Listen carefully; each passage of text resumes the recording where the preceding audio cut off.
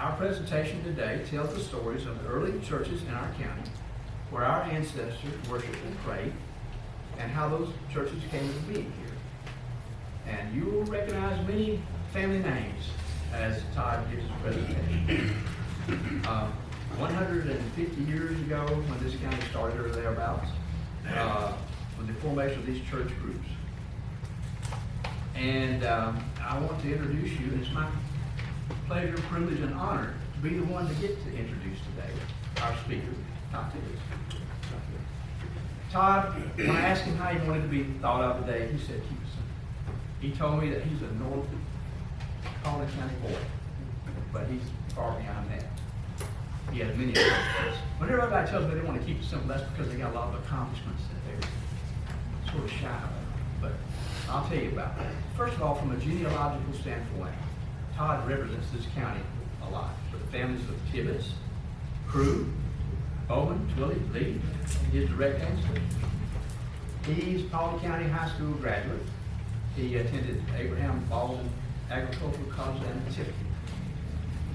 He is the traveling preacher. He has several churches that he is the pastor of, and those are I think they meet as a group in different churches at different times. Mount Moriah and Narrowway, and is it Hills Creek in Polk County. In Polk County.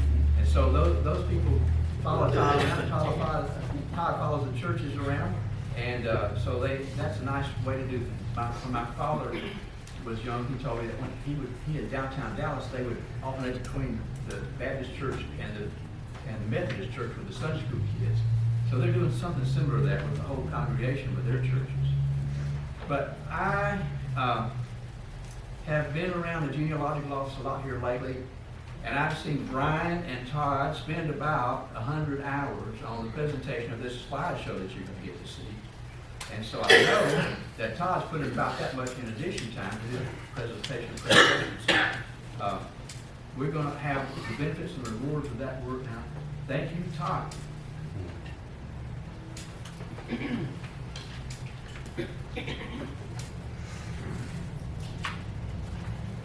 Thank you, Freddie. It works. All of you had a handout. Yeah, a lot of hours have gone into that. That was a blank sheet of paper about 3 months ago. And we were focusing really on the churches of the 19th century in Paulding County. Of course, the county began in 1832, and we were looking at the early churches and just began to chronologically list the years they were founded. And it's just amazing that there were as many as there are. There's 50-something churches on this list, and it's an ongoing draft. I don't think it'll be completed. We're still pulling things together. Just a little bit about me, and we'll just keep this thing rolling. We've got a lot to talk about. Thank you, Freddie. Thank you, Lamar. Thank you all for being here. My family is up here on the first, second, and third row scattered out. A lot of family around here and friends, so thank you for being here. My great aunt, Lizzie Tibbitts, she never married. She taught school. She dedicated herself.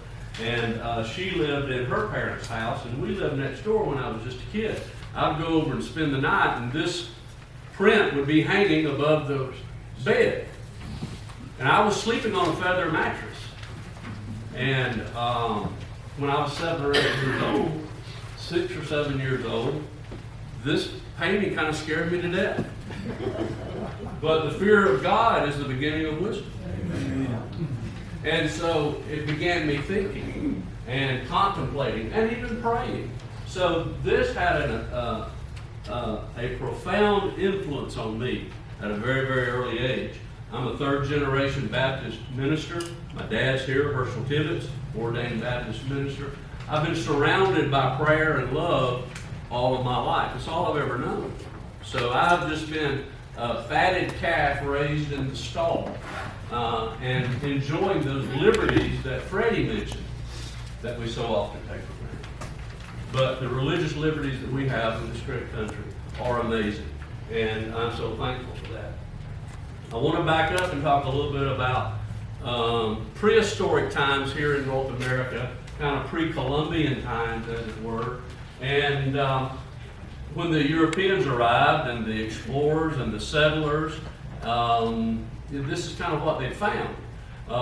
You know, God is everywhere present and nowhere absent, and He's without beginning or end. And the Native Americans had a structure. They had religions, they had customs, they had traditions, they had practices.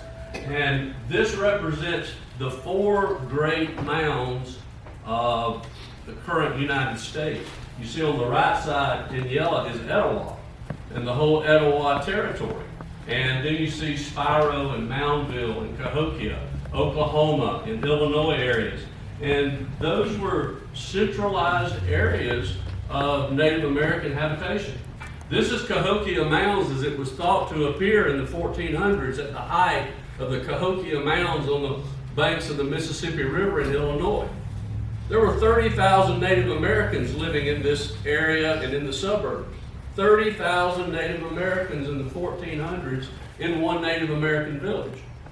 It wasn't until 1830 that the city of Philadelphia surpassed that population. That was the largest inhabited population area of North America until Philadelphia surpassed it in the 1830s. Just giving you some perspective, you know, on what was here when we got here. I'm going to go back. Maybe. Yeah. You see this circle on the left side? Can you see it right on the edge of the screen? That circle? That's Woodhenge at Cahokia in Illinois. You know Stonehenge in England? This is Woodhenge, similar. It's has to do with astronomy and the stars and all that. So I was there on the spring equinox a few years ago. Lee Forsyth in the back was with me. So I'm standing in the middle of that circle. That's the pole in the middle of the Woodhenge. And at sunrise on the spring equinox, the sun rises on the toe of Monk Mountain. So, you know, those Indians kind of knew what they were doing. This is Etowah. How far is it to Etowah from here? 15, 20 miles? Yeah. This is the largest mound site in the southeastern United States. Great treasure. This photo was taken not long ago. Look how the suburban sprawl of Atlanta is taking up area just right across the river. Do you know what creek comes into the river right off screen? Pumpkin Vine, Paulding County water system. Yeah, our watershed from half the county is flowing in that river right there. So I'm just letting you know a quick flavor of what was going on here. These are shell gorgets with engravings on them that were worn by the chief, by the shaman, by the medicine men. This was in the Mississippian times. We're talking about basically from the time of Christ up until the contact with the Europeans. These were the Holy Bible of the Native Americans. These had engravings on them. It could be symbols, astrological, astronomical. It could be animals, water, fire, those kind of things. And they would take those, and they had ambassadors that would go from the 4 large mounds and go out to the common people that lived on the creeks and lived in the valleys. And the message of their beliefs and systems were represented on there, so they could show that and orally tell them the story of what they believed and how Mother Earth came to be, etc., etc. So there was a belief system in place. Tony and I were in Japan about 10 years ago. This is a 1,800-year-old Buddhist temple at 6,000 feet in the mountains of northern Japan. I walked up 2,500 flights of steps, stone steps, hand-hewn, to get to the top of this mountain. You can see the town down in the bottom left, all the white, that's the village down below. So the Japanese are originally Shinto, that's their native religion. So Shinto to the Japanese would be kind of like what the Native Americans had here, just a basic spirituality. And then Buddhism was introduced to Japan 1,800 years ago from China. And while Tony and I were there and she was working, I had a little free time. So it was one of my bucket list items to go to one of the oldest Buddhist temples in Japan. And I made it there. And then look what we Europeans were doing. after the time of Christ and the expansion of the gospel by the Apostle Paul, all the way to Rome, Italy, and then the Pope and the cathedrals, and moving over to England. This is the Salisbury Cathedral in Salisbury, England, in the south of England. I was there a few years ago as well. It's not too far from Stonehenge, but look how far we've come. But it's all to honor God in our own ways, whatever has been put in our heart during that time. And then that continues on over.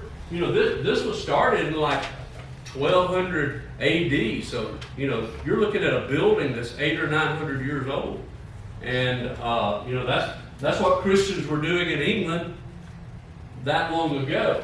And so, you have the Church of England, and then our ancestors, some of our ancestors came over this way, one way or another, and some brought various forms of religion, and mostly Christianity, in the colonial times.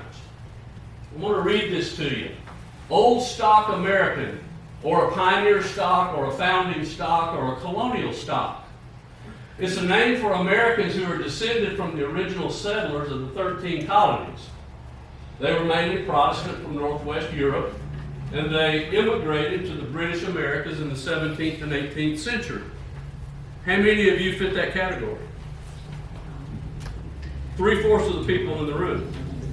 This is you. This is your story, right? This is how those religious liberties came to this country and how we have them today in 2025. So, look what Freddie already quoted. The laws of nature and nature's God were endowed. The supreme judge. A firm reliance on protection of divine providence. Those are excerpts from Declaration of Independence and from some of those founding documents of this country. Our Constitution. The Bill of Rights. This is from Georgia. Natural and inalienable right to worship God, each according to the dictates of their own conscience. That is an amazing lesson for us to have. So our state constitution reflects that as well, Freddie. And thank you for pointing it out. The United States, the federal Constitution, does not make reference to God as such, but it does say the year of our Lord. And Georgia has that. It's a reference to God and God Almighty, the supreme ruler of the universe. So that is so ingrained in the founding of our country. These are the 13 colonies in 1775, the year before the American Revolution. You see it in red. So that was the country right before we became a country.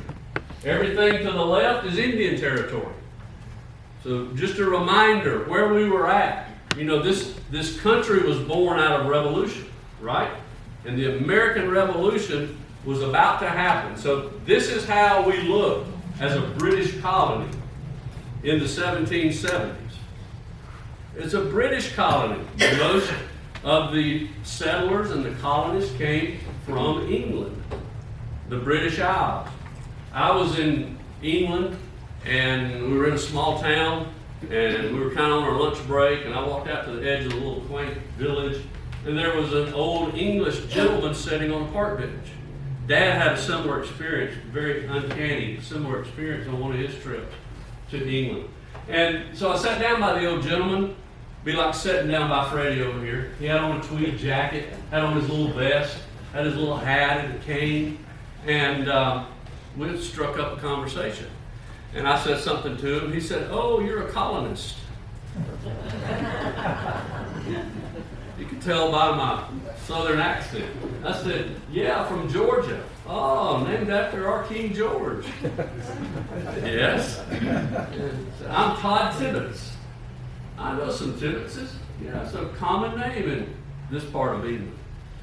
"Todd, oh, you're the fox." I said, "The fox? That's an old English word for fox, Todd."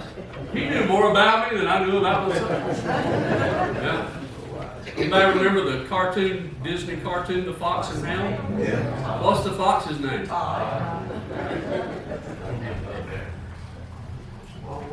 So this is that same map with some overlay of different religions and predominant religions of the time. And there's a key down here, and I know you can't see it all. But you got the Anglican and the Congregationals. And a lot of that is basically the Church of England, right? You know, you had the Catholics in Europe, and the King of England wanted to get a divorce, and the Pope said you can't, and he said, well, I'll just start my own religion, the Church of England. So then that went on, and then, people began to move on over here, and there was the protesting and the Protestants, and different Christian denominations come under the Protestants, as many of these do, English Presbyterians and Baptists and Jews and Catholics, and all the Reformed churches from the Dutch and German. So all these little dots represent where there was that type of activity of those church denominations at the time of the American Revolution. This is a very telling map here. Very telling. But you can see the concentration, right? Philadelphia, Pennsylvania, Washington, Virginia areas, places up in there, which was kind of the breadbasket of the colonial times. And here's what happens during the mid-1700s. Now, this is important. Really important. The Great Awakening. There was a Great Awakening in the 1800s and the first Great Awakening in the 1700s. And it was a series of religious revivals during that time. And it was happening both in Great Britain and it was happening here. And some of those preachers from Great Britain came over here. And one of those was George Whitefield. So he was back and forth. A great minister, one of the main men of the Great Awakening. So he was preaching. Who else was preaching? The Wesleys. And these three, the Wesley brothers and Whitefield, were kind of the fathers of the Methodist Church. And you're going to see as we go through the slides and in your handout, about nearly half of these churches are Methodist, and more than half of these churches are Baptist, and you throw in a few other denominations here. But we're talking about Paulding County today. So you got a lot of Methodists and a lot of Baptists that finally made it on down into Georgia. So at this time, these are the fathers of the Methodist faith right when that Methodist movement is beginning. So Whitefield comes over here and preaches, and it's a spiritual revival. It's an awakening. And the church government, as it were, in England was authoritarian. It was a little stuffy. It was tied into the government so much that what the Lord did through the Great Awakening was send the Holy Spirit, and there was this great individualism that was occurring, and this uprising among the colonists of this liberty and freedom of religion. And the Holy Spirit was an individual thing, and it was becoming more predominant. So that led to revolt. That led to revolution. Freedom of religion. Sure, there was taxation without representation. There were other things going on, between us and the crown, between the colonists and the king. And they were sending the redcoats over here trying to keep us in line. But it's this religious movement that's really going on. There was one that heard the preaching of Whitefield up in the New England states. Lamar mentioned it in the prayer, and that was Shubal Stearns. Later that name gets changed to Starnes. So when Stearns begins to grow, he converts to the Baptist faith. So this is happening in the mid-1700s. So Shubal Stearns becomes the Baptist evangelist to the south. To the southeastern United States. And he begins coming down and migrating and bringing and setting up Baptist churches. Well, he is my 7th great uncle. And he and his wife had no children, but his brother Levi did. And Levi's children made it down to Paulding County. And we'll talk a little bit more about that later if we have time. But this is a book on the life of Shubal Stearns. The Roots of Appalachian Christianity. And so Stearns, being a disciple of Whitefield, really was instrumental in bringing that, I say, all the way to Paulding County. A little bit more about his life. In 1755, he began to come down further, and it was the spread of the Baptist churches. He planted numerous churches across the southern colonies. And so these churches and these associations, Baptist associations, began to grow. This is his trek from New England down to Sandy Creek that Lamar mentioned in his prayer in North Carolina. So from 1954 to 1955, he's traversing down from Connecticut all the way to North Carolina. This is during in the 1700s. This is during the Great Awakening, and a lot of people are turning to the church during that time. My brother Trent's here today with his wife Kathleen, in the log cabin church at Sandy Creek in North Carolina. You can visit it today. And that's where many of the Appalachian Baptist associations started from. Descendants in the South now spell it Starnes, S-T-A-R-N-E-S. Many dialects, and then that's the way the name is spelled today. And that's the way our descendants spell it. Interesting that you can see the yellow here. This is all the Cherokee Nation in the time that Georgia became a state. So in 1776, when we become the United States of America, Georgia is just the eastern half of the state, because the western half was still Indian territory, and including Paulding County. But what was already going on in the early 1800s, right here, before we became a state, and before we had become a state, but we had not really became a full county yet. In the early 1800s, you have a lot of missionaries from the Presbyterian Church and other churches coming into the Indian territory of Paulding County, Bartow County, Polk County. They were coming into that yellow area. I'm going the wrong way here.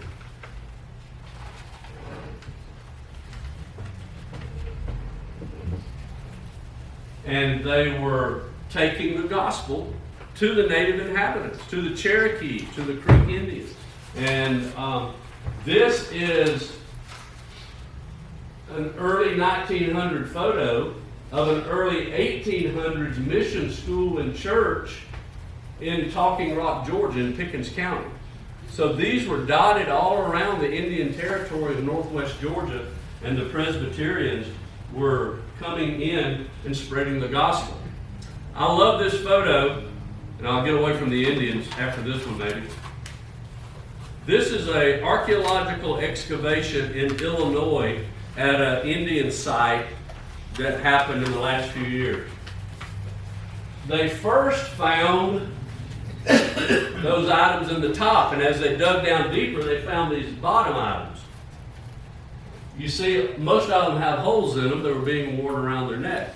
So before white men got here, the natives were wearing these pendants, and they had whatever religious symbols on there, that whatever it meant to them. And then when the Presbyterians and other missionaries came in, teaching them about Christianity, then they began to wear the crucifix and the cross. So we see that showing up in the 1700s in the Indian villages. So it's interesting to see the influx of the Christian faith into the Native Americans. You may not be able to read this very well, but I'll just read the bottom part to you. It's highlighted, but you really can't see it. This says the Reverend John Thompson.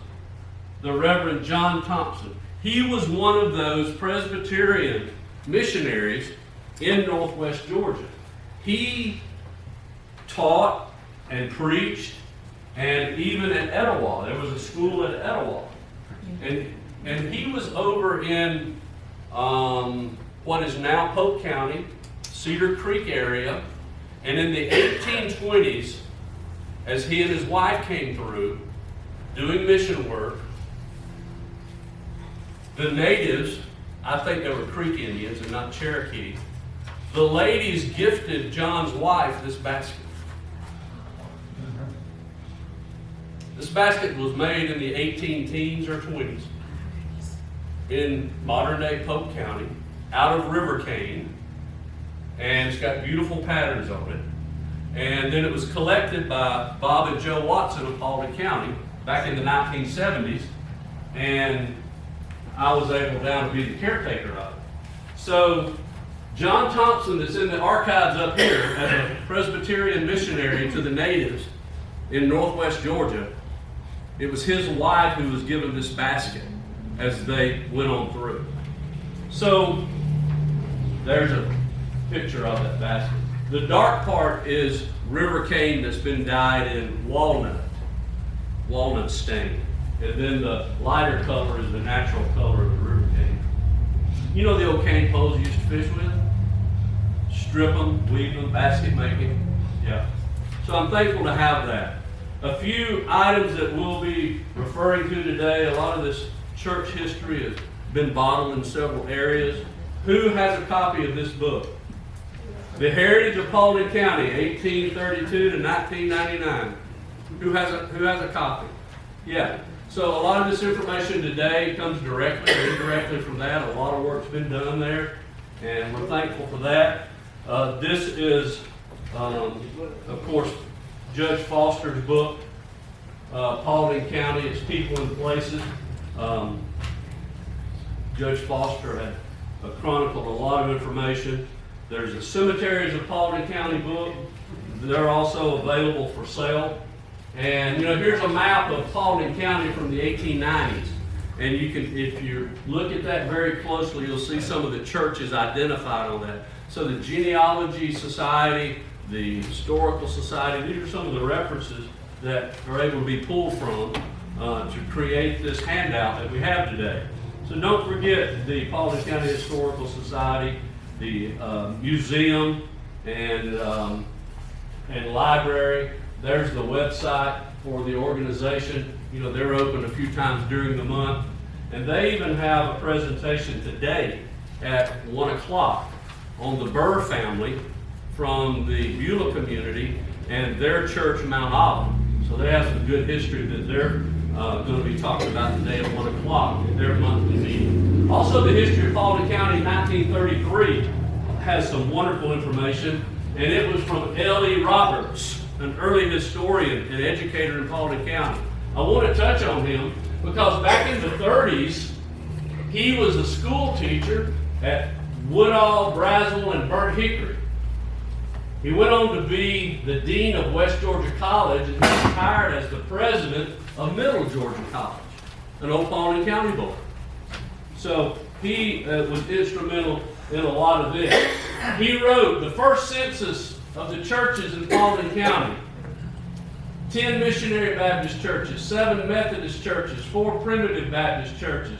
The total capacity at that time was 5,000, and the total church capacity was 5,500. The population was 6,670, including free person and slave. So you've got a county population of 6,600, and you got enough churches in the county to seat 5,000 of them. That's his point.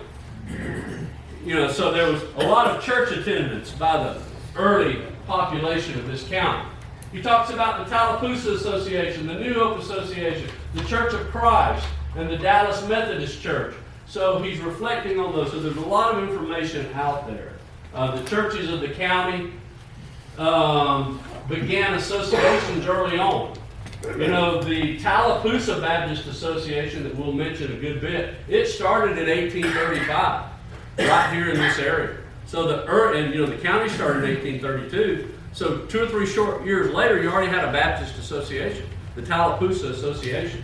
And many of the Baptist churches at that time, if they were not primitive, they were belonging to that Tallapoosa Association. Tallapoosa Association was not primitive. What's the basic difference between primitive Baptist and any other Baptist denomination? Calvinism as one general word. Calvinism over predestination. That's the main differentiation. Yeah. So that's just a little background. We're going to jump into these churches now. And we're going to go pretty quickly. Because you have your handout, you know the order in which they are, and we're going to go through them. I'll talk a little bit more about some of them because I have a little bit more personal history to that church, a little more family history, or maybe a little more association connection as well. Aldgate is a beautiful church. There's probably been about 3 different structures on site there. This one still stands as you see it, photographed in 1998. And that's out in the Beulah community. And it gets to be touted as the oldest church in Paulding County. Of course, the same year that Paulding County became a county, 1832. This is a picture that Sammy sent in, and our local historian. And thank you, Sammy, for this photo. And many of the men in this photo are Hutchisons. And that's on your mom's side, Sammy? Yeah, so these are some of Sammy's ancestors. And we think it's dated around the 1890s is the period we would put it in. And it's just a wonderful heritage to be able to have that. The second oldest church on the list is Sweetwater Baptist Church. And Sweetwater, the church is on the Douglas County side of the line, and the cemetery is across the road in Paulding County. So it straddles the county line down there in Hiram, Douglasville area. I took this screenshot of their website. Now keep in mind, 1832. In the bottom where these yellow is, it says Our History. If you go to their website and click on Our History, you get all their church minutes. Yeah. I think it's all of them. It may not be quite all of them, but they have loaded them on, even on their website. Yeah, quite amazing.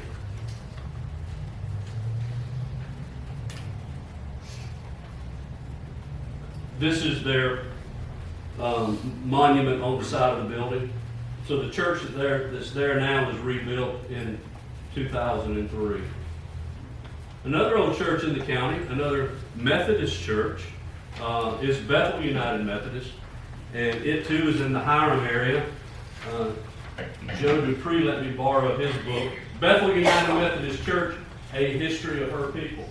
This is one church. And we could talk all day about each of these churches and their beautiful history and the people that make it up. But we're just giving you a thumbnail of the representation of our county today.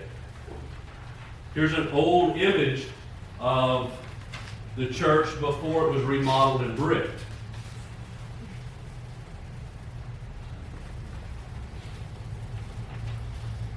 They state that in 1838 to 1839, Philip Groover was the first pastor of that church.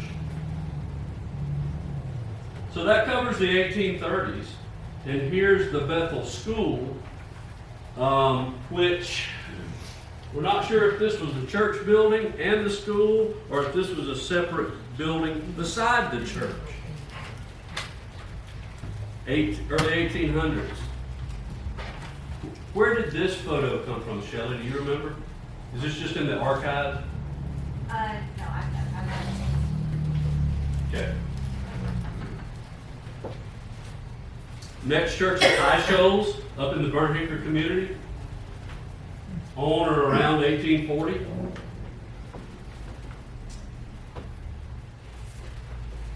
This is one of the federal maps right after the Civil War. And the U.S. government, after the Civil War in the mid to late 1860s, they sent surveyors and mappers and tracked all the troop movements afterward. And that's what some of those dotted lines are. But you see Dallas right here. And I see New Hope Church, a few others, Burnt Hickory at the top. Cold Springs Church. Cold Spring Church. That's what the Yankees call High Shoals. They named it that because of the shoals and the stream there. So that was the name of High Shoals that made it on the 1860s federal map. This is a group of students. It's not a baptism. It's a group of students from the High Shoals School, and the waterfall is in the background, which can't make it out very well. I put on here that it began as a hard shell church. Hard shell is another word for primitive. And at some time in the later 1800s, it became a missionary Baptist church. And I think it even became a member of the Tallapoosa Association. Am I going too fast or too slow? There's a lot to cover. Right. You're good. Okay, thank you. We're moving on, and I'm going to spend a little time on this one because it's family as well. And we've come down to Harmony Grove Methodist Church, 1840-ish. A couple of wonderful things about Harmony Grove Church and school. And this is on a beautiful plaque in the old church cemetery, donated by the Holland family. At the bottom it says, from 1872 to 1876, Reverend Sam Jones was the appointed traveling preacher. Who knows the story of Sam Jones? Maybe a third plus? Yeah. See if I got some more about Sam. This is the old cemetery. It's about a quarter mile from the existing building site. So this is what's called the Old Harmony Grove Cemetery. That says Daniel Starnes and his wife, co-founders of the church. That's the great nephew of Shubal Stearns, the minister that we talked about coming down to North Carolina. So the Starnes family came on down into Paulding County, Daniel being the first of those. My cousin Jimmy Tibbitts, he's a third generation Baptist minister too. He's here today. His granddad and my granddad were brothers. His granddad was older than my granddad. So his granddad got more of the family heirlooms than my granddad did. But guess what Jimmy brought in today? He brought in a photo that my side of the family didn't know existed. This is a photo of Daniel Starnes and his wife. And you're looking at their headstones and from 1840. And co-founders of Harmony Grove and the first Starnes in Paulding County. Thank you, Jimmy. Yeah, glad that your family took great care of that. So Daniel Starnes also had a little mule, and Jimmy brought the little mule shoe from Starnes. This horseshoe is from our great-great-great-grandpa Daniel Starnes. Little mule given to Papa Maston, your grandfather, and he gave it to me. So that's in your family. Right. Yeah. What's the little mule's name? Jenny. Jenny. Yeah. Little mule's name was Jenny. That's important. Also, Brother Jimmy brought this. This is on the other side of the family. This is on his mother's side of the family, not the Tibbitts'. His mother's mother was a slide. Right, Carolyn? Right. Related to you. She was the organist or pianist. Was it an organ?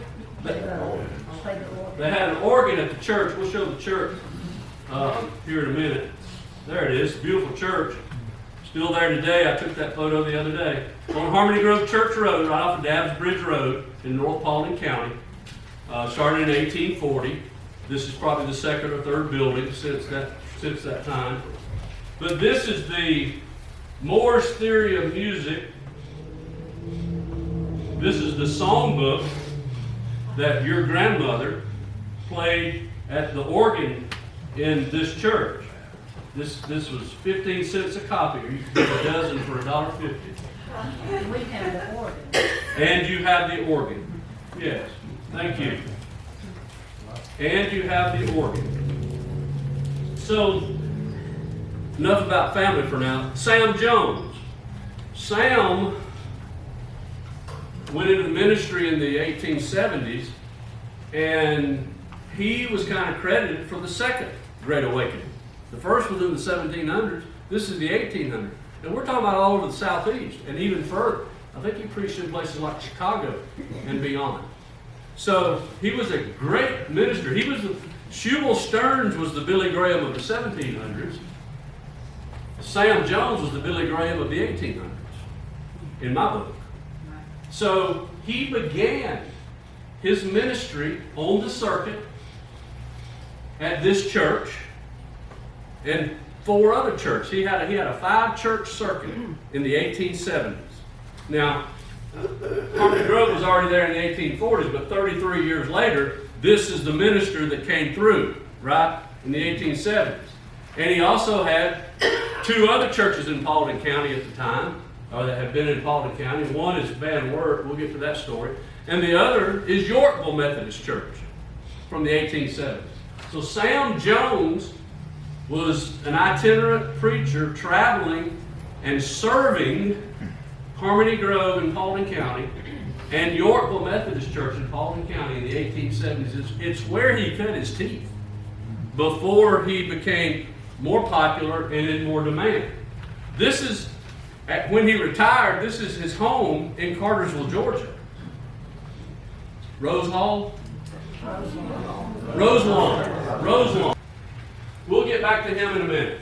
So also, if you look on your handout, after Harmony Grove comes Van Wert. Now we know that Van Wert is in the town of Van Wert, right outside Rockmart, it's modern-day Polk County. But back from the 1830s to the 1850s, the Paulding County line went all the way to Alabama. So then later, Polk County was cut out and became its own county. So this church began as a Baptist church. And I'm getting a lot of this information from this book. This book was put out by Emory University, and it's called Historic Rural Churches of Georgia. And of all the churches in Georgia, for our area, Van Wert made the publication. So this is the section on Van Wert. And this is some excerpts from this book on the history there. Originally it was located in Paulding County, then became Polk County in 1851. Apparently a log cabin Baptist church was established in 1840 as the first church for the community. Subsequently, the United Methodist Church you see here was built around 1846. And so then in the 1870s, Sam Jones comes through. Have I confused you yet? But you can see that Paulding County used to go all the way to Alabama. And it shows Van Wert as the capital. And then once things were split out, Dallas became the county seat, if you will. This is a photo from the book, looking from the top of the cemetery down to the back of the church. And then looking out over Polk County back toward Paulding County, kind of looking east. Somebody said there was a vagrant wandering around the cemetery there in Van Wert, and they sent out the mugshot to see who it might be. No, that's Steve Jones. He and I visited the church back in the wintertime, and Steve and I were looking at history there because we each have ancestors buried there. And then we took that picture that day up in the cemetery with the dormant foliage on the trees, and it's a wonderful, wonderful church. There's some visitors here this morning from Rockmart, several different groups. One group represents the Historical Society, Rockmart, Harley Valley, Genealogical, several things. There's an upcoming event. Would you stand and tell us about that? Yes. Remind the congregation. It's the Harley Historical Society. We still keep the church up. Next weekend is the Welch Fest in Rockmart. Approximately where you were standing for this photograph, there was a road back there, and we suspect that's where the log cabin church was. Thank you. Because that's where the Welch miners were. There'll also be a tour of the mines that of the slate. Okay, the slate mines. Of the quarry will be Okay. open, yeah. And you'll get those tickets downtown if you're interested. But the church, all of that is the original structure except the little back part right there, and that's restrooms. But if you're interested, the church is going to be open from around 11 to 3 next Saturday. And if you want to visit, please get in touch with me. Shelley knows my number.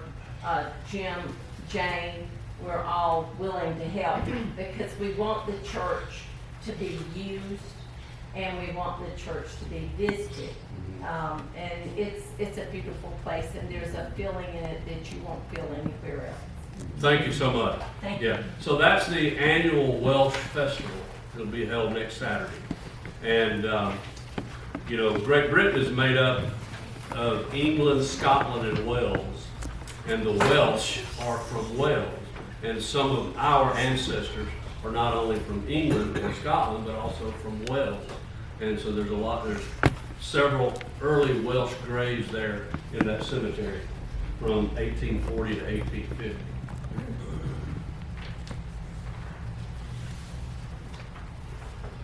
This book, along with several other of these books, they enjoyed recording some of their minutes from their churches where they would church somebody, right?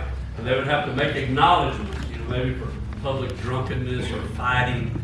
And I won't go into all the details, but it was interesting that this was really a communal way of law and order in the rural areas, Fred. And this was very enlightening to me. I'll just read this. Replacing, because they would make acknowledgments, and then it would be received or rejected by the men of the church, right?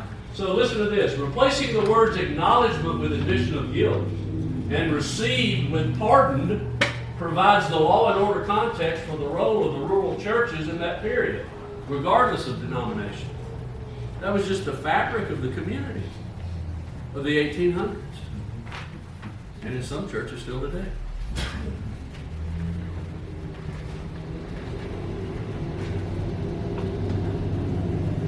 In the interest of time, we'll go through some of these. This talks about Rose Lawn there in Cartersville. That was in the 1880s when that was established. Joan used to do some volunteer work there, or work there some. So, during the 1870s, 1880s, Sam Jones was preaching up in Nashville. And there was a prominent citizen that heard the gospel and was converted and became a Christian. And his name was Ryman. And he liked Sam so well that he built him a tabernacle so that when he would come to Nashville, he'd have a great place to preach. And then later on, it kind of went by the wayside. And then the Country Music Association, they took the Ryman Auditorium and started having the Grand Ole Opry at the Ryman Auditorium. That was built as a church for Sam Jones by Mr. Ryman. Moving on, that took care of one church. I'm going slow to go fast. Another area of that Civil War map from the troop movements shows Mount Moriah Church, also up in North Paulding. It's next on the list. I think 1842. I pastored there on the first Sunday. They've been holding monthly services continually since 1832. Now Sherman tore the church down in 1864, so they had to make some amendments there for a little while. But this is one of the Wills family. The Wills, Walker, Benson, Holland, some great families of North Paulding County. A lot of those roots are there. Twilley, Bowman, some of those are there. So this is one of the Wills family heritage books. And this is wonderful. This shows 1894 Mount Moriah School, which was right beside the church. 80-something people in this photograph. What a vibrant community. You had the grist mill down on Pumpkin Creek, the Jones Mill. You had this vibrant community. That's not burnt hickory. That's just Mount Moriah. Where it was that way there, it was that way all over the county, all over Paulding County. This is cool. Somebody took all those people and made a key, and we know the names of every one of those people. Yeah. Susie, isn't your grandpa in this photo? Yeah. Mm-hmm. My great-grandmother's in this photo. Frances Bowman Tibbitts, and her twin brother Frank. There's so much of North Paulding represented here. There's Caruths and Aikens and Camps. There's Abernathy's, Meeks, Dudleys, Gravitts, Carters. So on and on and on. And we're getting that framed and going to hang it in the fellowship hall. This is a deed in the 1920s where I.M. Sheffield donated some more land to the church so that it could expand its cemetery. And any of you who don't know I.M. Sheffield, this is his obituary. And Isham Sheffield, 82, passed away in the 1940s. a Paulding County farm boy who became one of the South's leading insurance executives. So Sheffield was from right here in Paulding County. And there was a guy in the neighboring county of Cobb whose name was McEachern. Well, Mr. McEachern and Mr. Sheffield started Life of Georgia Insurance Company in the early 1900s. And the Sheffield family still has large land holdings here in Paulding County. And at the time, he owned the land near the church and donated some land to the church. But another prominent name with humble beginnings in Paulding County. There's a 5,000 acre wildlife management area in North Paulding called the Sheffield Tract. And that land was sold to the State Department of Natural Resources by the Sheffield family about 25 years ago. So that's your land, that's your public state wildlife management area. That's state land. And it's preserved, and it's pristine, and it's in the Raccoon Creek corridor. So that'll always be a great watershed area. We're still at Mount Moriah. This is a baptism from, I think, the 1920s. Preacher Owen on the left with his harvest from that summer revival. And let's see, we got some folks in the room who I think have some ancestors here. The two ladies on the far right are Wills, and one married a Walker. So that is Al Walker and Jackson Walker's mother, Essie Walker. So if y'all know Al and Jack, that's their mother on the far right. And then Brother Walraven is here with us. And David Walraven's grandparents are in the photo. And they are the first couple on the right here. So that's Reese Walraven and his wife. What's her name? Thelma. Thelma. Reese and Thelma Walraven. His sister's there too. Okay, more of the family. Several Walravens, several Bensons in the photos, some Wills. So that was a baptism in Possum Trot Creek, which is the West Fork of Pumpkin Valley. Just an old shot from back in the 40s. That is Deacon Will Benson from Mount Moriah with his felt hat on, and his one of his little cousins, Johnny Johnson. And then over here on the left is Floyd Benson. Floyd's still with us. He's about 91 years old. Lives on Benson Road, of all things, in Burnt Hickory. And that's him and the old horse. Looks like it was well worked. And this is Floyd, a little older, being baptized by my grandpa, Todd Tibbitts, in Possum Trot Creek. Probably a decade or two after that other photo we just saw of the group. And Papa has his hand raised, giving the proclamation. In humble obedience to the great commandment, according to your confession in him, my brother, I baptize you in the name of the Father, and the Son, and the Holy Ghost. This would have been in the 1950s. Same hole of water. That's Hollis Tibbitts with his hand raised. You can barely see. There's another minister on the other side of the young lady. And that's Reverend Green Tibbitts. That's Jimmy and Joan's father. The Green pastored at Mount Moriah and pastored many years at Narroway. So they're both conducting the baptism. I think some of those wet boys that have just been baptized are people like Jackson Walker, Al Walker, Johnny Johnson. Many of you remember Buck Holland, passed away a few years ago. You're seeing his back there as well. So the church has started in the 1840s. In 1864, Sherman's troops took the lumber and built a supply bridge across Pumpkin Vine so that they could get here for the battle that Freddie talked about.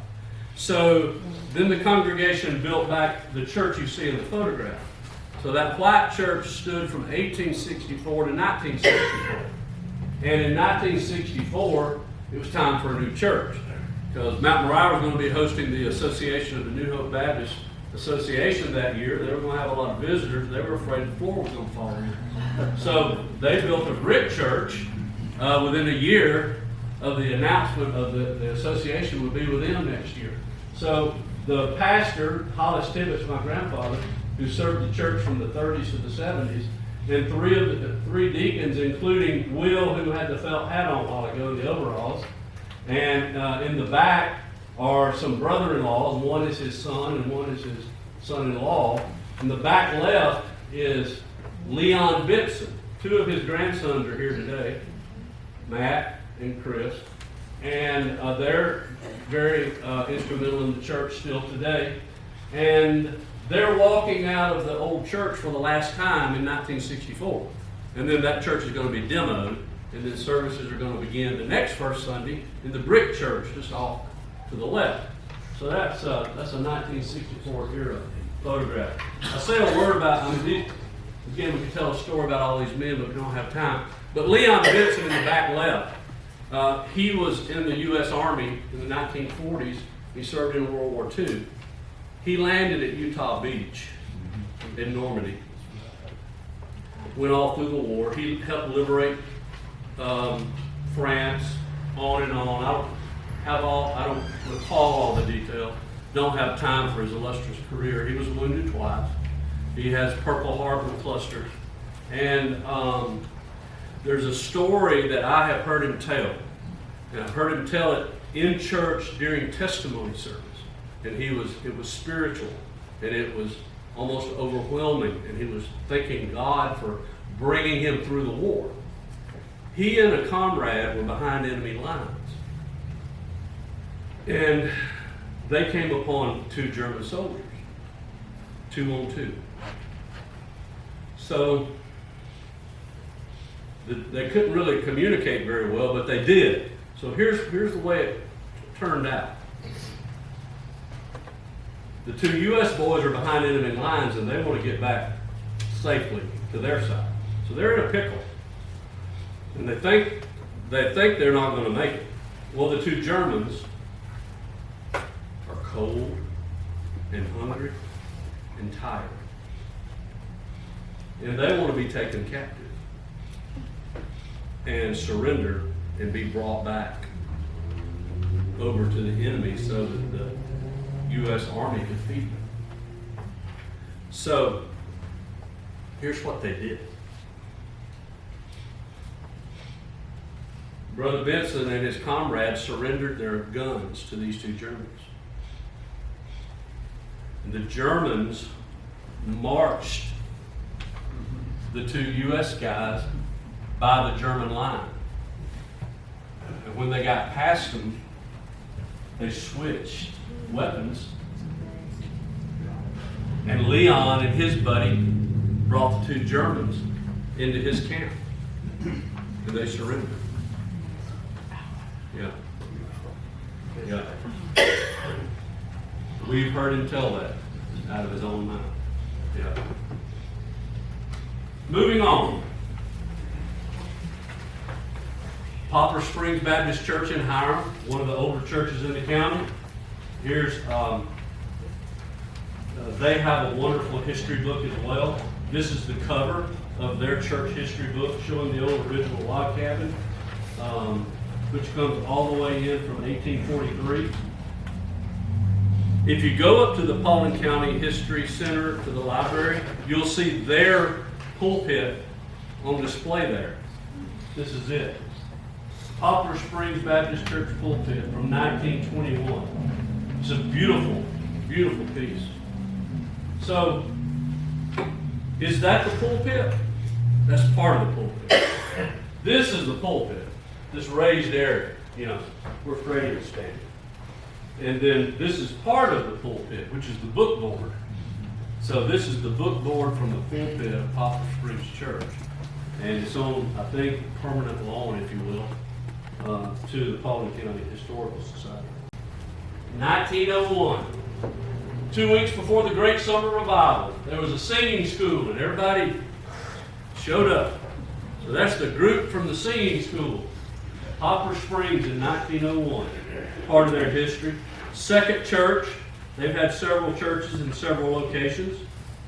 And we're moving on now to Pumpkin Vine. I'm sorry we don't have more time to spend on some of these churches. They all have very, very rich history. Moving on to Pumpkin Vine Baptist Church, also from the 1840s.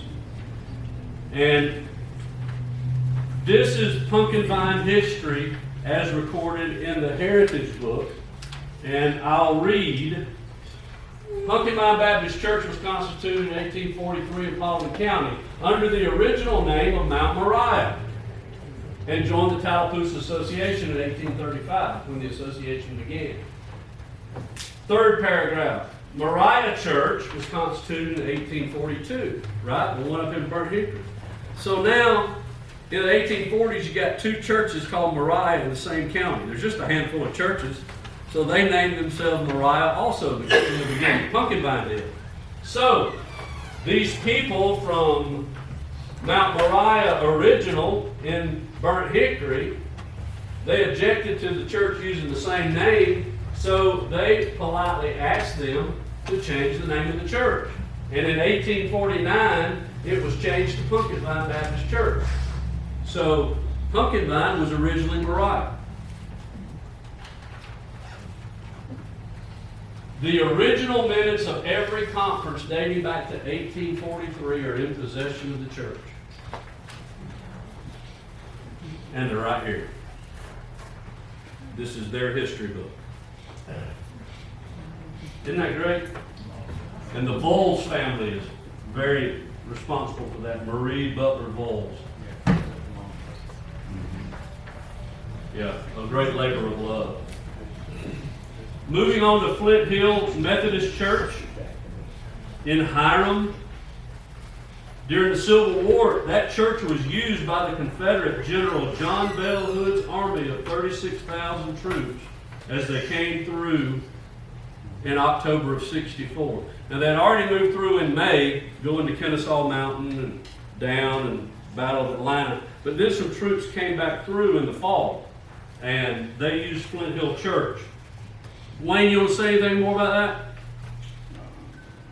Yeah, he just used for headquarters on the way to the soccer stadium. Yeah, They General. They eventually, from out in the past, worked their way back right here where we're at on October 7th. They were camped right here. Thank you. Moving on to Dallas United Methodist Church, a very young church from the 1840s as well, 1844. Land was donated by Samuel Chapel, and the church originally was on the outskirts of town, right, Freddie? The church was originally on the outskirts of town, I I'm not sure believe. about that. And then I understand they moved the church to its current location. And then it was expanded and looked like this.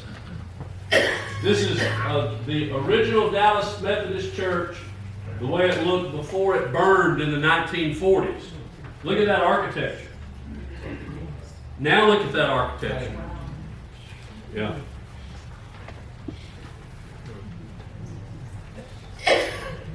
Pretty dramatic. Mount Zion Baptist Church, Highway 61 South, south of Paulding County High School. Also 1844.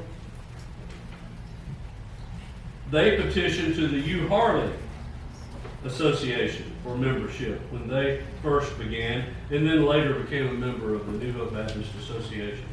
There's a minute of the U. Harley Baptist Association. It actually says it's primitive Baptist. So we could say that when Mount Zion was constituted, the first few years, it was a primitive Baptist church.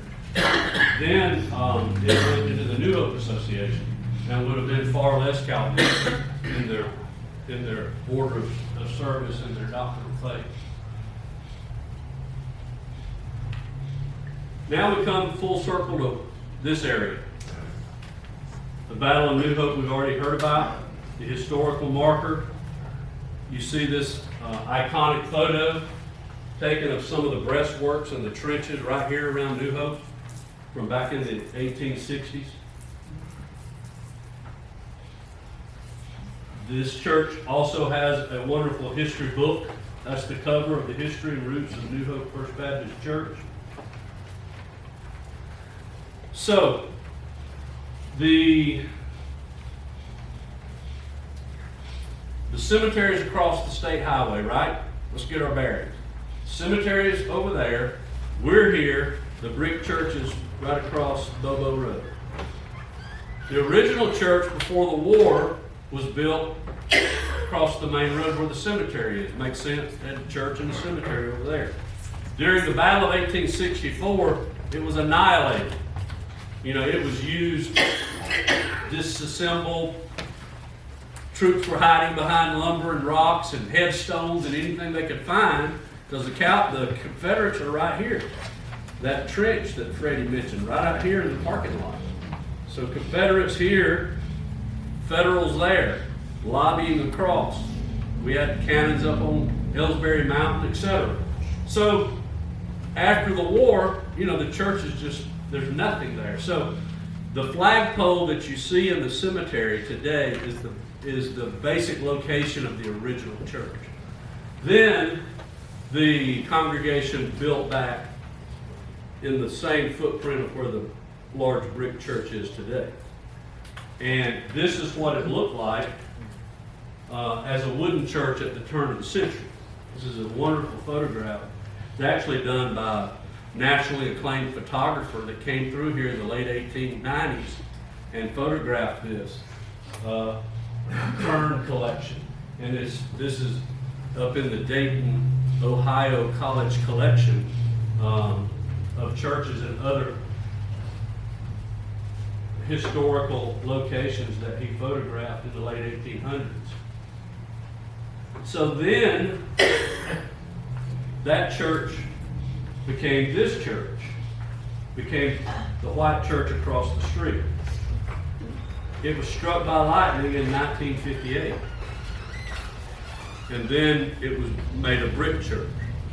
So the white church we just saw, and in 1958 struck by lightning, and then they rebuilt the beautiful brick church.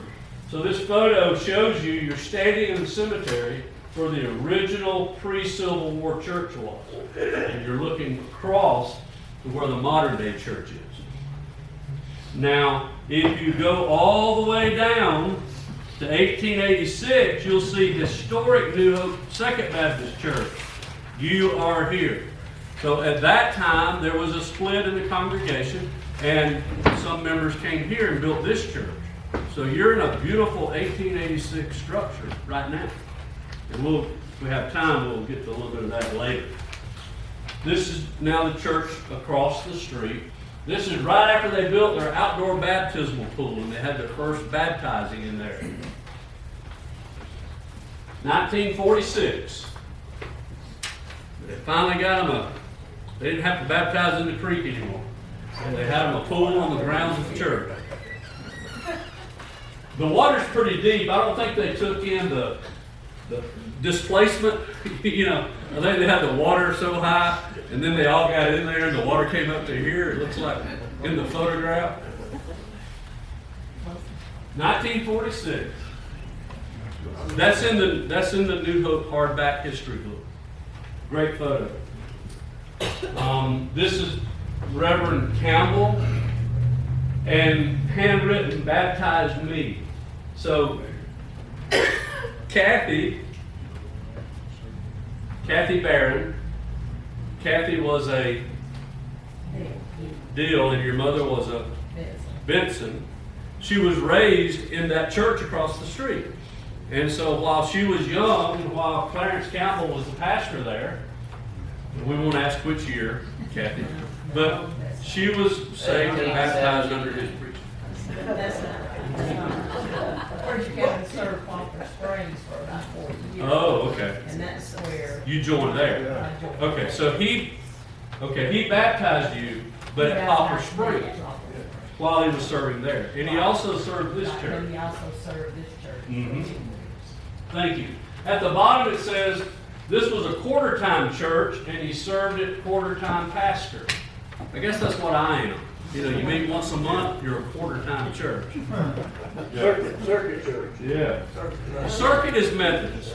Quarter-time is Baptist. Let's get that right. Okay? No disrespect. Yeah. Okay, I've got to speed up. This is historic Hopewell Church in North Paulding County. This was the second of two 19th century Methodist churches in Burnt County. This is the book board from the pulpit of Hopewell that our great-great-grandfather built around the turn of the century. He was a Civil War veteran. And it was in that white church that you saw. And it too is now in the care of Joan. And she's taking care of many of the church artifacts. The organ from Harmony Grove, the book board from Hopewell, thank you. So this is a beautiful piece. So it was in that church. That's right behind Will's Groceries. The cemetery is there today. The church is no longer there because you can see here in the 1970s, I believe it was, that it was demoed. And it's just the cemetery today. So that's in downtown Huntsville. There used to be a post office there. It's in Burnt County. Moving on. Beautiful Primitive Baptist Church in South Paulding County. Friendship, established 1851. There's a picture of it as well. I took that photo. So that building has been virtually untouched since 1851. They probably didn't paint it for 50 years. It was probably just brown wood. And then 19-teens or 20s, they slapped some white paint on it and have been restoring the paint job ever since. Has a beautiful cemetery. Some really large headstones. There were some prominent families living there in the mid to late 1800s. One family was Furr, F-U-R-R. Furr and Fullers. Fullers, a lot of the Fuller. All the Fullers. The Fuller roots are there. Yeah. Thank you. And a lot of those people went back toward Powder Springs and Lithia Springs too, because it's right on the county line. So you're pulling from outside of the Dallas area. Leatherwoods and Darces are there as well. Thank you. They still have their outhouses.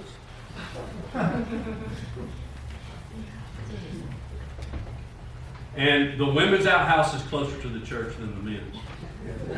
The men, they're being respectful. They walk further.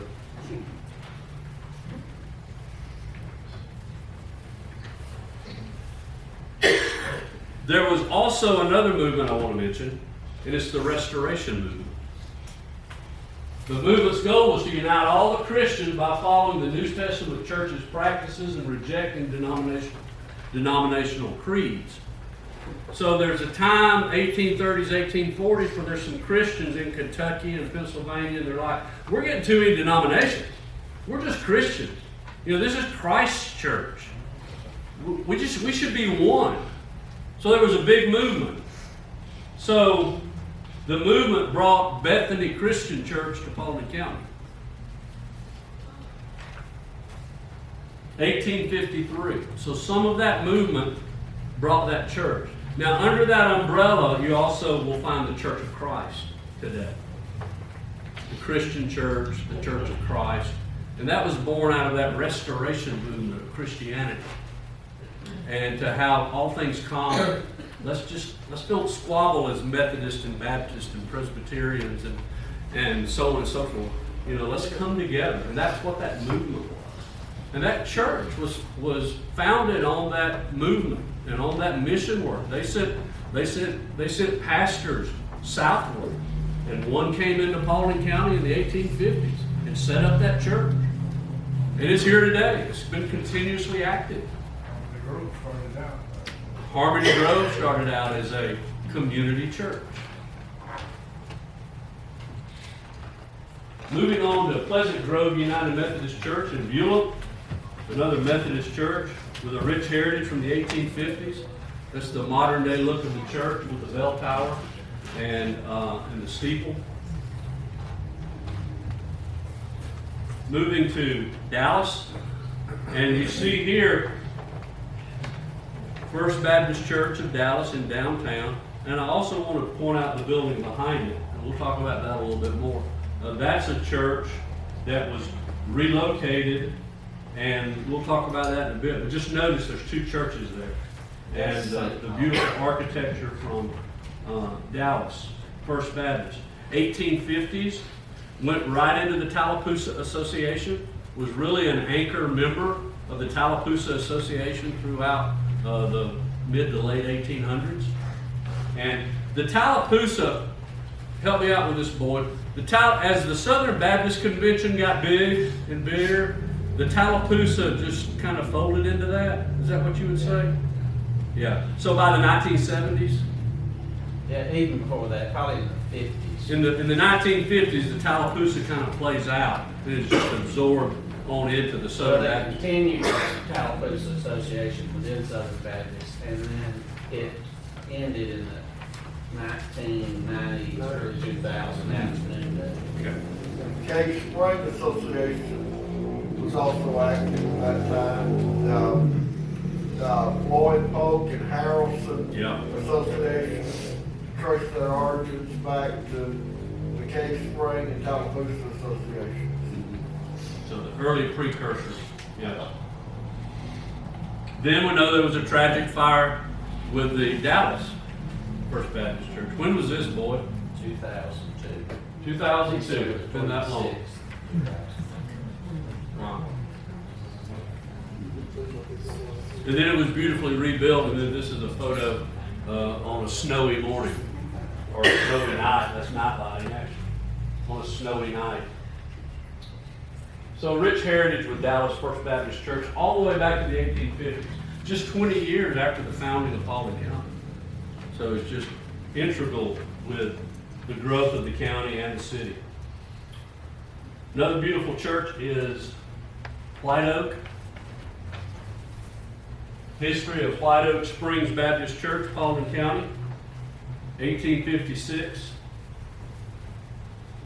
They had an original location and an original cemetery about a mile from where the church is now, or a little over a mile. That's the original cemetery. It is now surrounded by Paulding Forest Wildlife Management Area. Holly Springs Baptist Church in Yorkville, 1858. Mount Olivet Baptist Church on Mount Olivet Church Road, also in the 1850s. Like many churches that are that old, they may have had an original location and then moved. And that's the case even with Mount Olivet.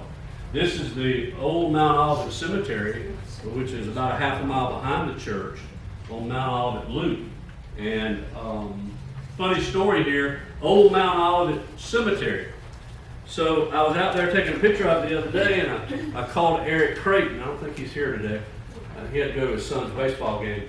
So I let him know everything was good. You know, there weren't any trees down or any vandalism. And he said, there's a funny story about that sign. I said, oh, and he said, yeah, that sign just kind of showed up about 20 years ago. And you know, over there in that community, you got a bunch of Gurleys and a bunch of Creightons, and they're all intermarried, you know. He said, yeah, the Gurleys say the Creightons put that sign up, and the Creightons say the Gurleys put the sign up. He said, because half the words are misspelled.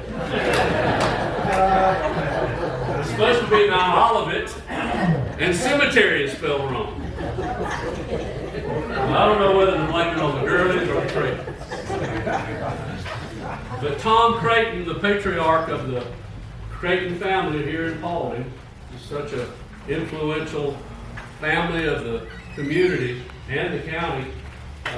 He's buried in the old original Mount Olivet family church cemetery. Mount Tabor Church, not too far from here. This is a beautiful photo, the way it looked in the 1950s.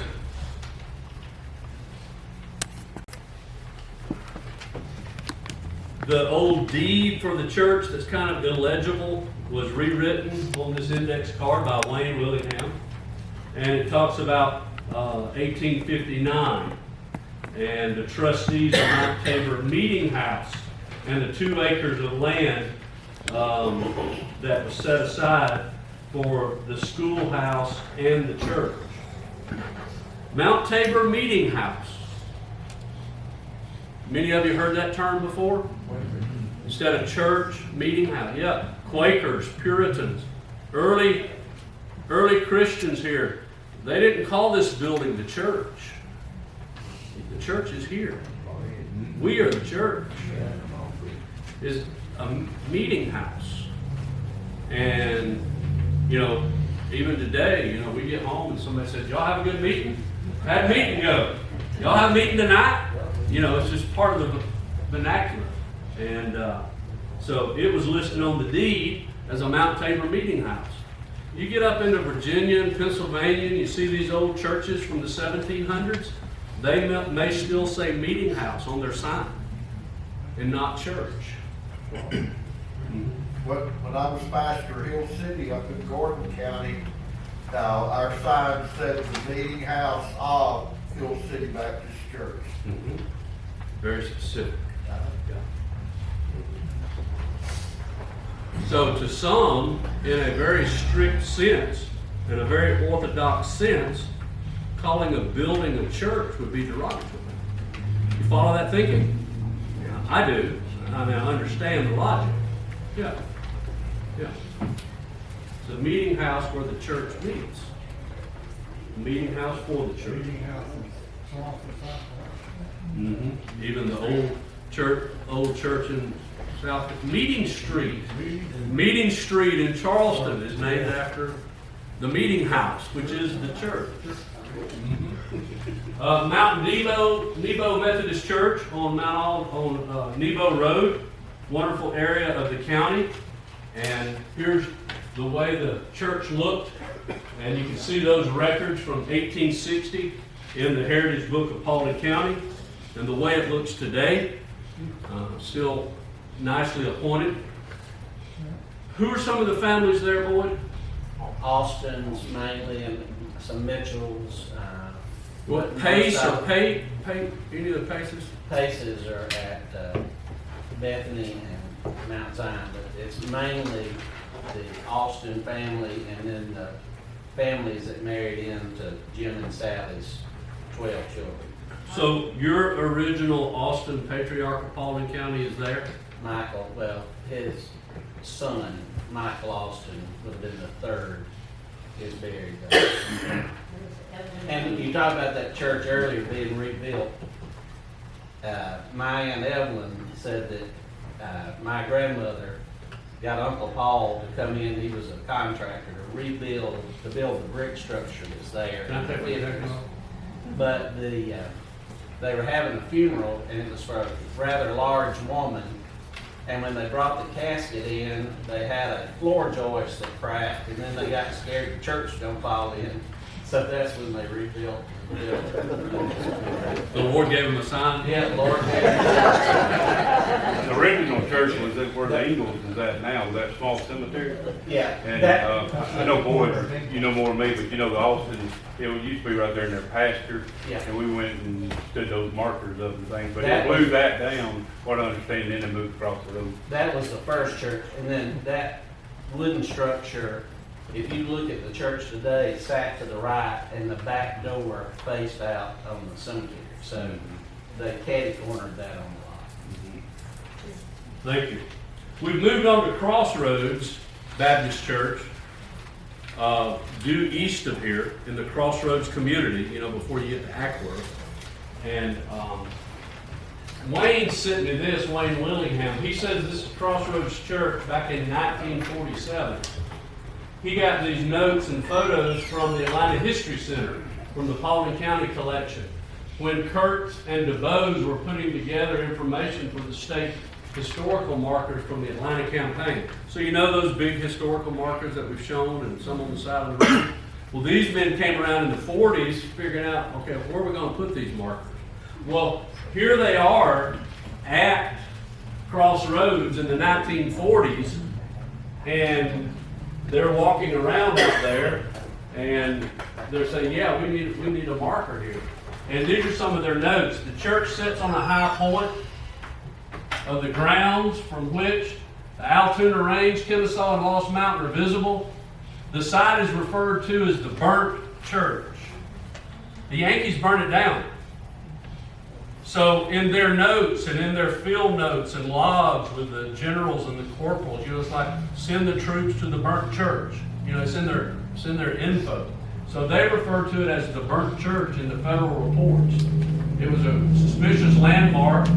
It was on high ground, and both the Confederate armies and the Federal armies fought back and forth over it. You know, after New Hope, they went where? Pickett's Mill. And that's in earshot of Pickett's Mill. And then Altoona and Kennesaw, there was just so much activity right in here in 1864. So that was also known as Burnt Church. And then this monument is what they put up at the corner of Cedar Crest and 92. And they're doing road widening now, so they have the sign down. But hopefully the state will put it back up. And actually the verbiage we saw on the photograph is not what they used. They used some slightly different verbiage in the actual Crossroads Church historical marker. So now we're at Mount Olivet Baptist Church in Yorkville, 1866. That's a historically black church all the way back to 1866. When did the Civil War end? The year earlier. So following the conclusion of the war, that black community built this church, 1866, in Paulding County. That's the way the church looks today. And the presentation I mentioned that starts at 1 o'clock at the Paulding County Library History Center is on the Burr family and Mount Olivet Missionary Baptist Church in the Beulah community. So there'll be information on that later today. There's Yorkville Baptist Church. It started in 1866 as well. Then there is Mars Hill Baptist Church, 1867. It's a historically black church as well. They say in their records, and I quote, oldest black American church in Paulding County. So I don't know if the Mount Olivet folks were meeting in a home in 1866 or if when they exactly built their church building. So the good folks at Mount Olivet and Mars Hill, they can sort that one out. One's 1866 and the other is 1867. But you know, many churches started in homes and in communities, and then later they were able to build a meeting house. This is a recent photo of Mars Hill.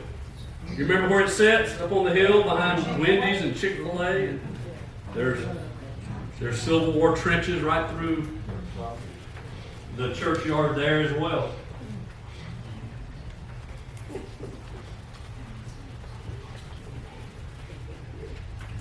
This is a federal headstone at Mars Hill. At Mars Hill. And it is a Private Henry McCombs. He rode with the 10th Cavalry for the U.S. Army. So he's a Yankee cavalryman. A black soldier. And much of that 10th Cavalry came from Nashville. So he may have mustered in Nashville. Don't really know where he's from. But he's buried, he lived to the 1930s, and is buried at Mars Hill here in Paulding County. He went on after the Civil War to ride with the cavalry out west. You know what was going on in the 1870s and the 1880s, right? What were we doing? It was the American Indian War. Yeah, we were putting those Plains Indians in their place. And he was doing that, so he rode in that campaign as well. And came back and may have settled here. Don't know all the information, but is buried there. This is from a book, and I know I only have 10 minutes.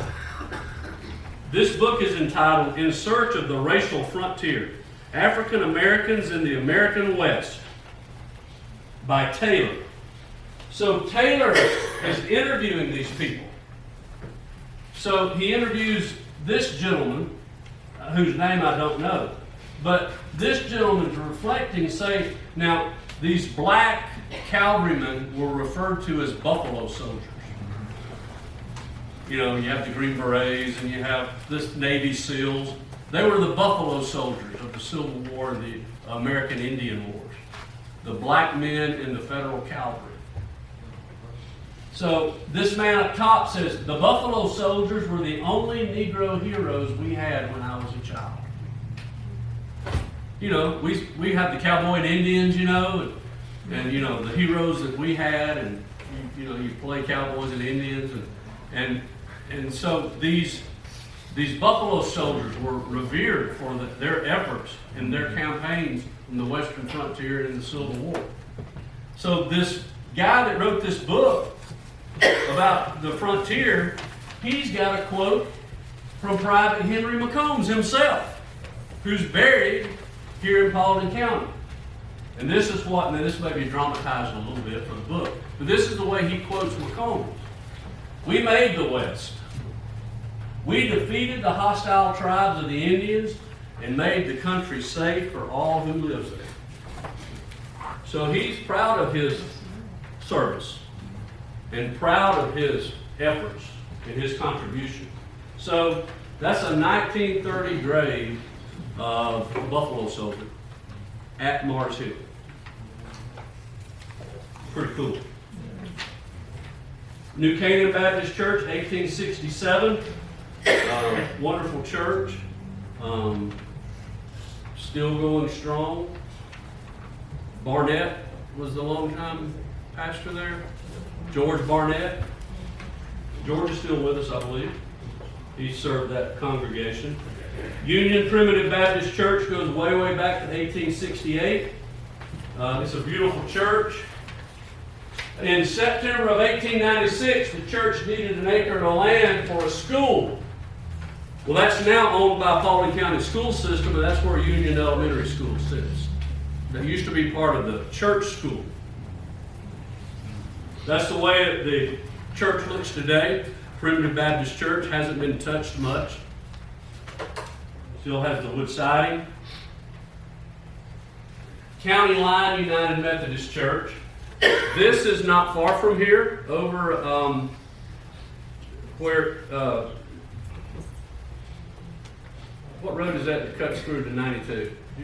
Due West. Where Due West Road bumps into 92, you're right on the county line.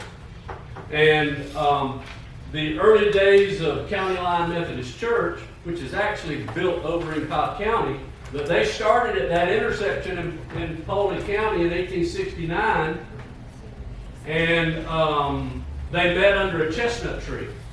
So that's where they met. They had kind of a tent service for a while. And then later on, they built the sanctuary just a mile or so away over in the edge of Cobb County. So they were close enough and old enough that we put them on the list. And you can see now that the temporary sign reads the Fellowship at County Line. So that's the current congregation that's there. You may not can make this out very well, but this is an aerial view of Concord Baptist Church. You know, Rose's store is that way. Billerica's this way. It's at the corner of Harmony. It's a beautiful church. You see the striping of the parking lot, the white stripes. You see the future area for the cemetery. They've got a loop road around it. All this cemetery, church buildings and support buildings. It's just a wonderfully well-appointed church, Concord Baptist Church.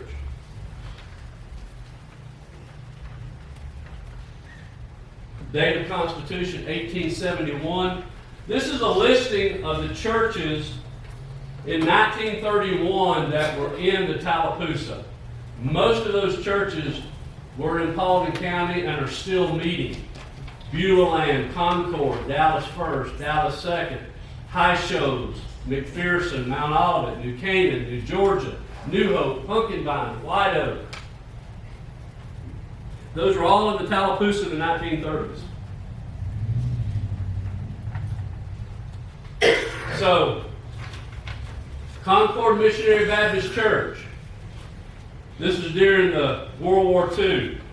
During the funeral of Homer West, a soldier killed in World War II, the floor of the church collapsed. So they rebuilt the church after that. They didn't get the sign, I guess.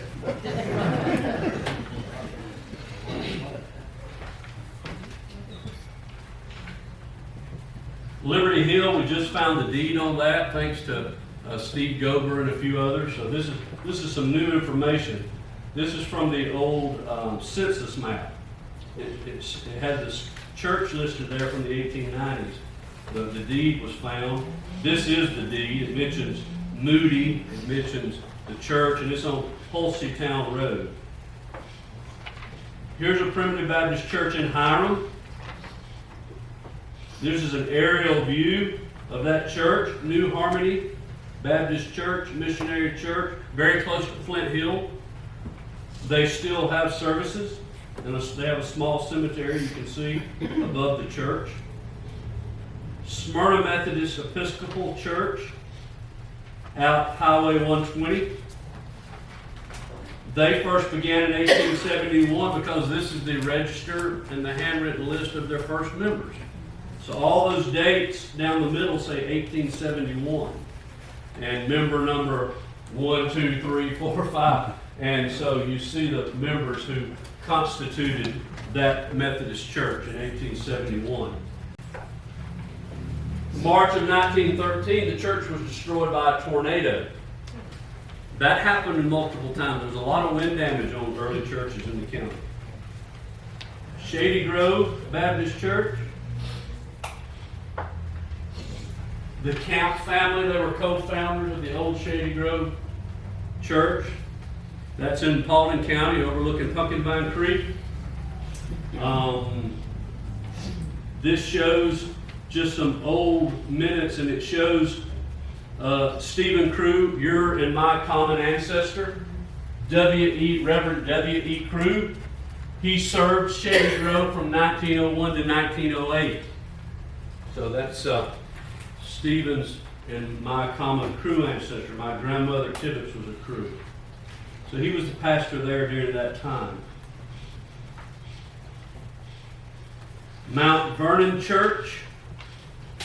There are 50 graves there. There's no church.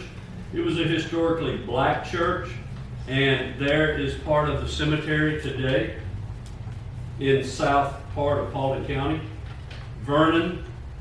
Yorkville Methodist Church, where Sam Jones preached in the 1870s. It was constituted in 1874.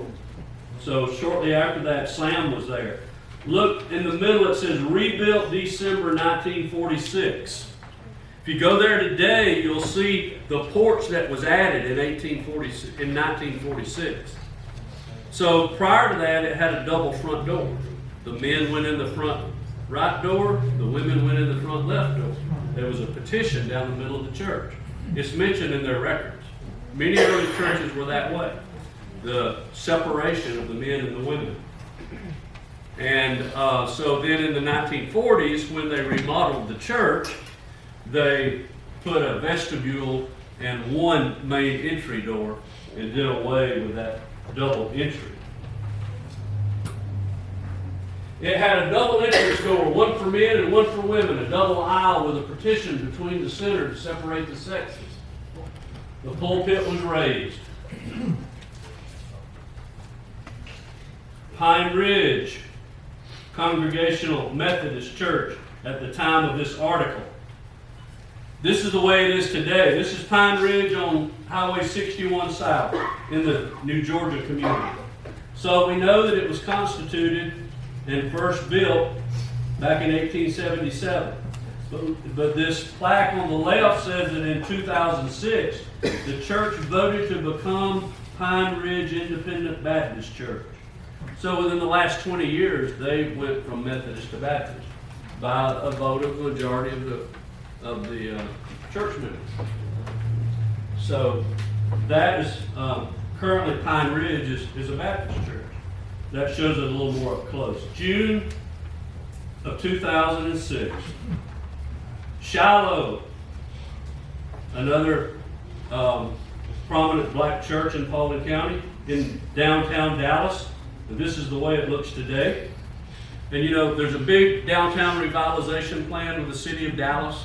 And the city has bought land across from Dallas Elementary School. And Shiloh Baptist Church is going to be relocated. And then the current location of the church will be part of the downtown revitalization plan with housing and mixed-use development and so forth. So that's already in the works. So we see there currently Brother McBurrows is the pastor, and we love him. And that church that you saw, this brick, was rebuilt in 1986, but it will soon be making way for progress, and they're relocated into a nice facility. Remember when we saw Dallas First Baptist Church and we saw the other church in the background? Well, that church was moved, and it was moved. Let me see if I can go back. It was moved to its current location, and that is the St. Paul African Methodist Episcopal Church, and it's located down by the Dallas Depot. And it is a wonderful church that, remember Miss Moses? She was the longtime librarian and a great historian. She has kept wonderful records on the history of that church. It goes all the way back to 1880. My home church of Narrowway Baptist, and I'll close in 2 minutes. This is 1945. It's one of the pictures that was on the publication inviting you here. Corley, Holland, Twilley, Creighton, Tibbitts. Corley's Lake up in Burnt Hickory was built by Mr. Eunice. Hubert Holland's father is preacher Jimmy Holland. Had a beautiful farm on Dabbsbridge Road. He baptized my dad Herschel, sitting here. This is preacher Rufus Twilley. He was a lay preacher. He was never ordained. And got to tell a quick story. Do I have a little time? Take all the time you want. If you have to leave, please do. So, Preacher Twilley raised some colorful boys. And when his boys were like 10, 12, 14 years old, they were at Burnt Hickory School. During recess or before class, the boys would gather down around the stump. And this story was told by my great aunt Idell Tibbitts. She was teaching there. She was in her 20s. And she knew all the boys in the community, went to church with some of them, came to some of them. And one of the new teachers, a young man, came up and said, "Miss Tibbitts, we got a problem." She said, "What?" She said, "Well, Larry Twilley's down there preaching to the boys." So he was 12 and they were all 10 or 12. She said, "Oh, it'll be all right." And he said, "Well, okay." So a few days later, same thing. And he said, "Larry's preaching to the boys again down there on the school grounds." She said, "It'll be all right. Don't worry about it." He said, "No, but you don't understand. He's passing the hat."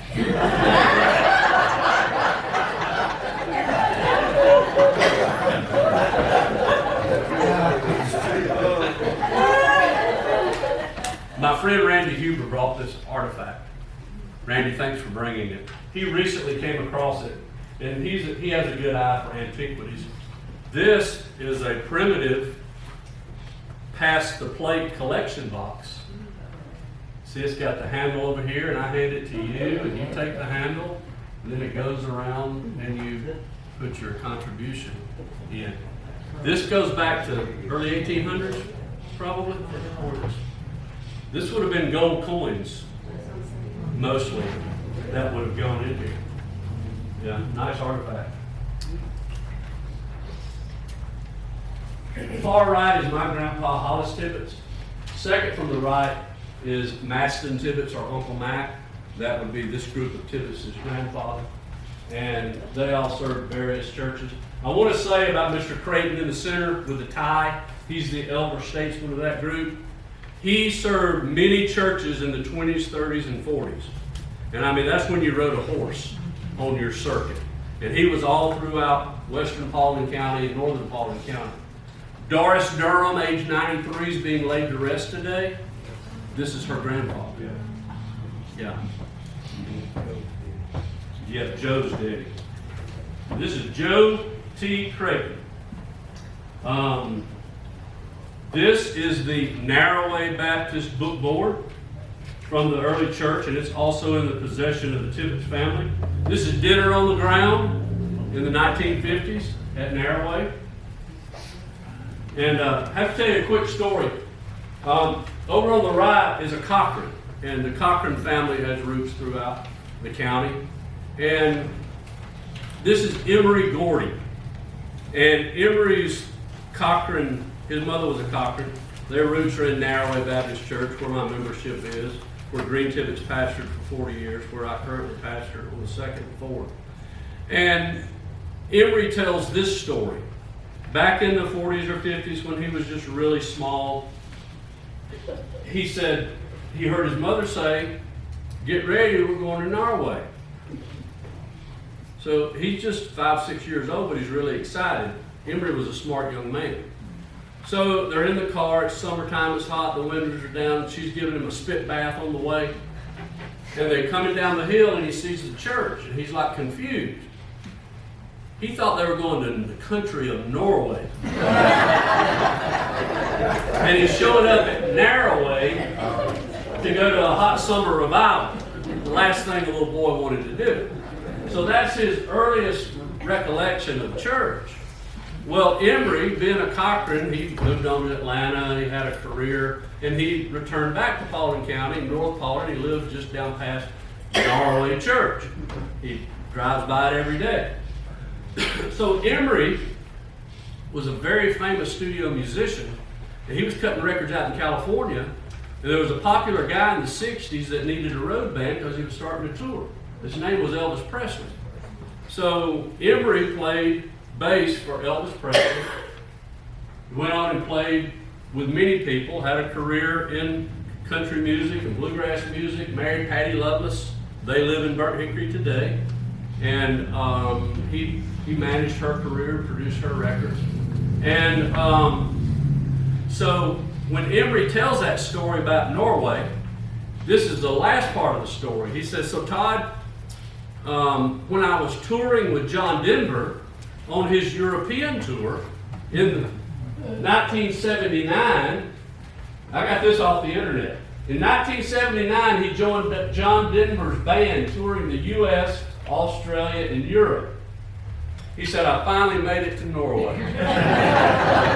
He did. He made it to Norway. This is a baptizing during the 1970s at Norway. These are my twin first cousins being baptized by my grandpa and your father, Green Tibbitts. And I'm one of the blonde-headed boys standing up there in the back. And that was just a wonderful time, as they say, in our childhood. Fast forward to just a few years ago, this is Raccoon Creek on our farm, and this is me and my dad right here, and Jimmy Tibbitts right here, baptizing Fred Turner, at the time age 83, I believe. And he had been saved as a teenager and just never made that move. And then he finally came for baptism. So Friendship Baptist Church is in the Brazil Mountains, and it was started in the 1880s, a well-appointed church. And the patriarch of that church, one of the families, is the Forsyth family.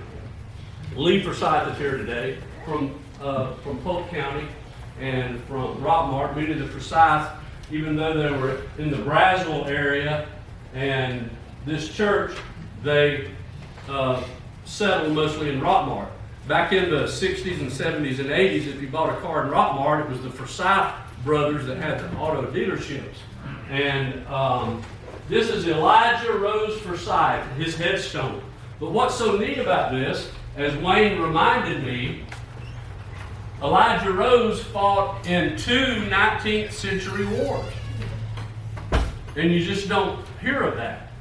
He fought in the Mexican War in what, the 1840s?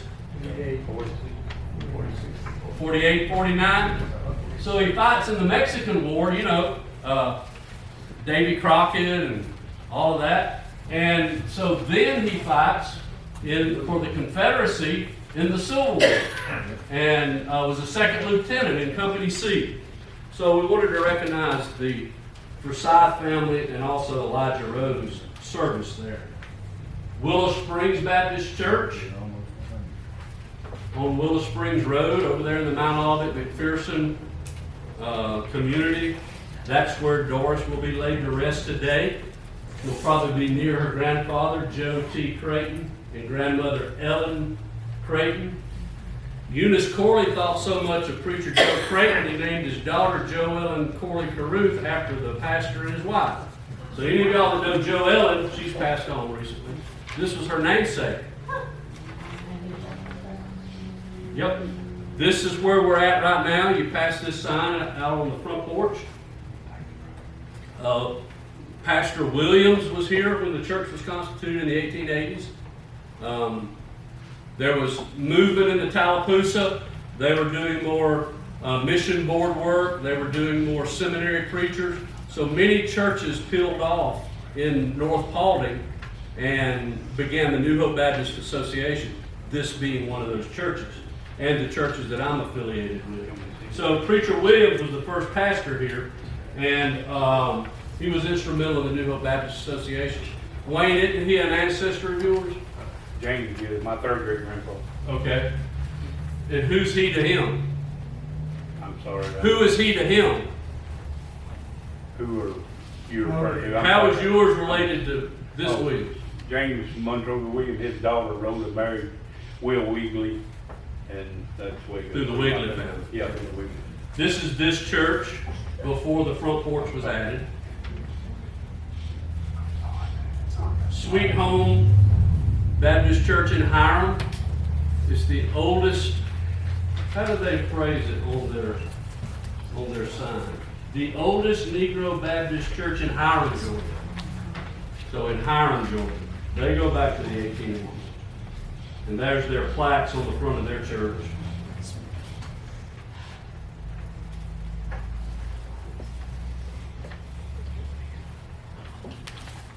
This is a church still standing. Recent photograph. Mountain View on Hulseytown Road. Cemetery is on one side of Hulseytown Road. The church is on the other. This is their land deed. This is a church that's listed on here as Pleasant Grove in South Paulding. We don't know a lot about it other than this deed was pulled up. You know, with artificial intelligence, AI, and the robust websites, and Ancestry.com, and all these searches, you can put in Paulding County, cemetery, church, hit the button, and you know, these things come up. So Shelley and several others with the Genealogical Society have been adding to our list here. And we're about finished. Beulah land in the Beulah community, and a close-up of the church there. Some of my wife's family is buried there. And New Home Church, no longer in existence in Paulding County. And then the last churches are unknown dates, but they are Antioch, not too far from here. Edgefield, over on the edge of Paulding County in 120. That land was donated first by the Hutchisons, and then later some of that land came into the possession. Remember Dr. Goodman, the dentist? His wife gave the church the land across the road. We're still trying to figure out information on Branch Chapel. And then also I want to take a moment and recognize some more visitors today. And this is the cemetery for Holly Springs or Pegamore Church Cemetery in the Brazil Mountains, right on the Polk Paulding line near the city of Brazil. And you see the names here are Ferrell, Ferrell. So this is the husband and wife, and this is a picture of them. And we have some descendants from the family here. If you would stand, please, or hold your hand up, or whatever you'd like to do. These are some descendants. You live in Polk County? You live in Bartow County, excuse me. And we've been connecting the dots. So this is some active genealogy that's going on today. They're going to go up and visit the cemetery, I understand, this afternoon. And but this is a wonderful family photo. So the headstone at the cemetery outside of Brazil that we just showed was Mr. Ferrell here and his wife here. This is one of their mothers, and then some more. So these are your direct ancestors, correct? Wonderful, wonderful. What a story. So there are a few marked headstones here in the cemetery. You can see how it's in the woods and kind of scattered. Some of them were just field stones. But the few names that were on the headstones, Shelley does some more research. She goes to the death records that are online. She puts in the names, and it finds place of burial. So she's coming up with names like Holly Springs, Holly, Pegamore. And we all know Pegamore Creek's right downstream from there. So we don't fully know when the church was built. We don't fully know when it was active in the late 1800s. But we don't even fully know the name of the church, but we're getting closer. Could have been Holly Springs, could have been Pegamore, could have gone by both names. But all of my life I knew about this African American cemetery in the woods in the middle of nowhere.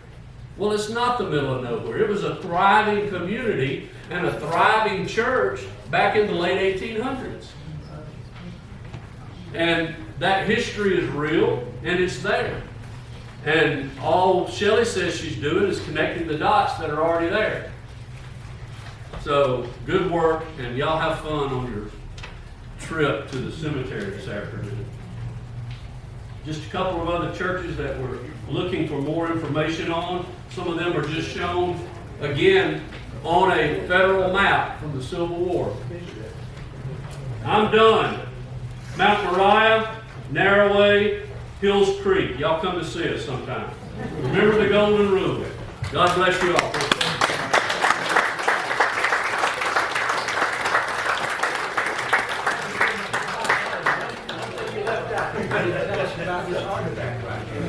Yeah, thank you. Come up and look, you'll see. I talked about the Native Americans. Thank you, Craig. This is considered to be the finest Native American artifact from Paulding County. It was founded in 1970 by Lonnie Womack on Pumpkin Mountain Creek. It is about Lonnie McMicken. By Lonnie McMicken, Snake McMicken, back in the 70s. It's probably a 4,000 to 5,000 year old artifact. It's made of soapstone. It's a biconical tube pipe. It was used for ceremonial purposes. You know, a peace pipe, a communal pipe the men would have. And even the shaman, the witch doctor, they would have the tobacco in there and they would blow on people.